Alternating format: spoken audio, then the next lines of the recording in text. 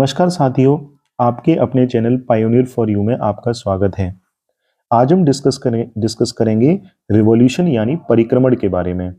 Revolution होता क्या है और उसके पृथ्वी पर क्या प्रभाव पड़ते हैं। ठीक है, तो रिवॉल्यूशन क्या होता है। रोटेशन मैंने पिछले चैप्टर में आपको क्या बताया था कि पृथ्वी जब अपने अक्ष पर घूमती है तो उसे हम लोग रोटेशन यानी परिभ्रमण कहते हैं।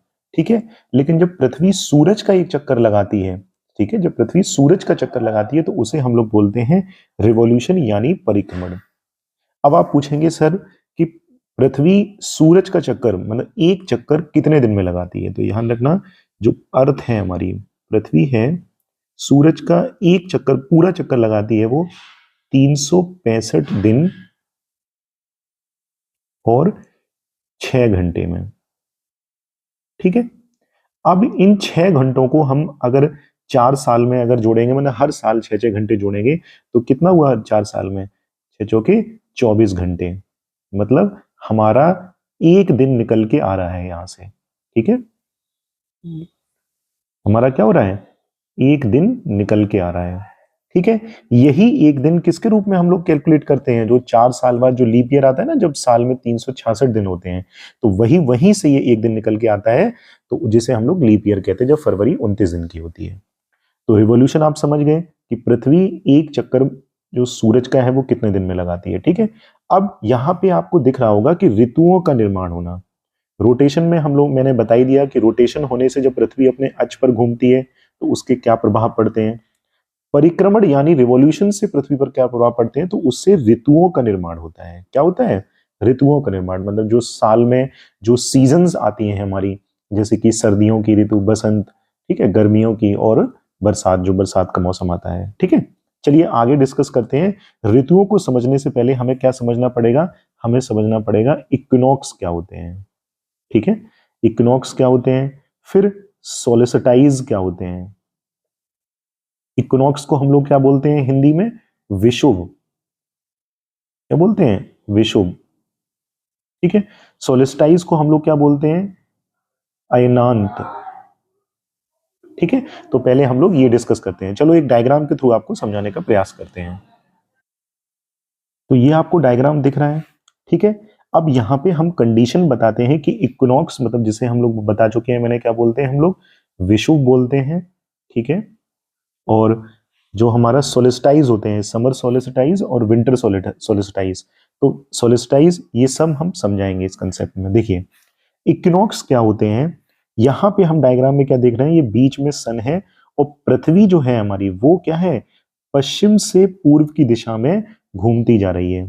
ठीक है, अब हम इधर क्या देख रहे हैं, इक्विनॉक्स कंडीशन क्या होती है पहले सुन लीजिए।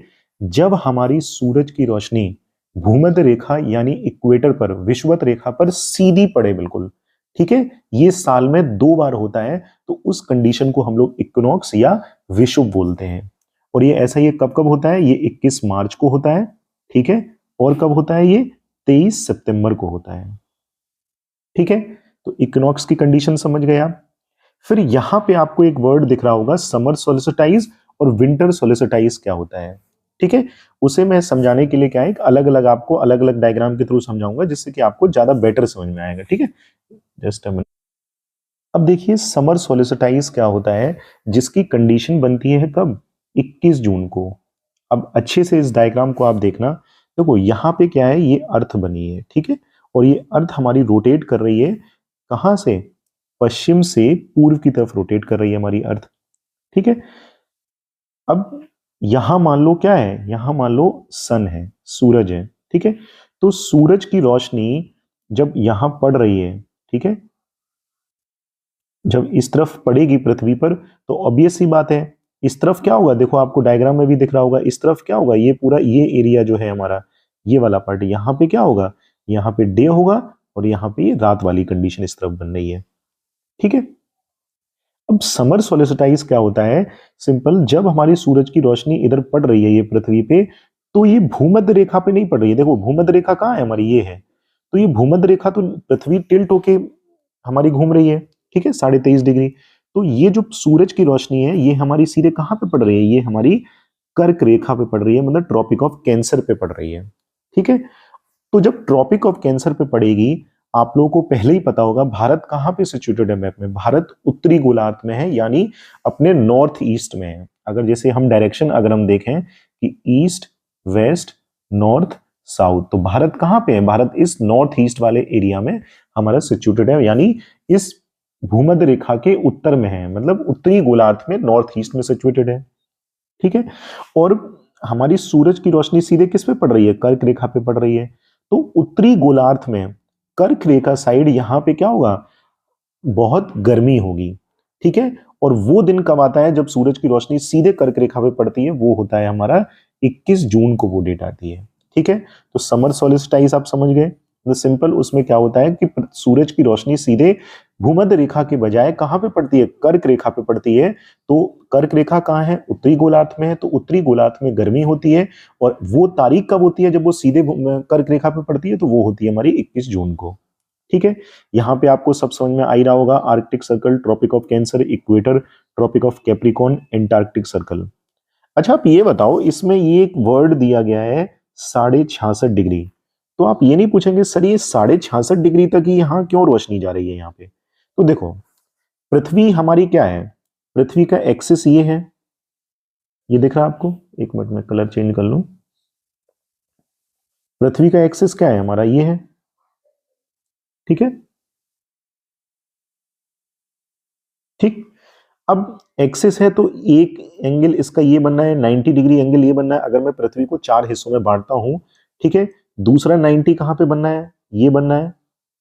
ठीक है, तो पहला 90 ये बनना है, दूसरा 90 ये बनना है, और फिर तीसरा अपना इधर, और चौथा ये अपना बनना है, ये चौथा और ये तीसरा।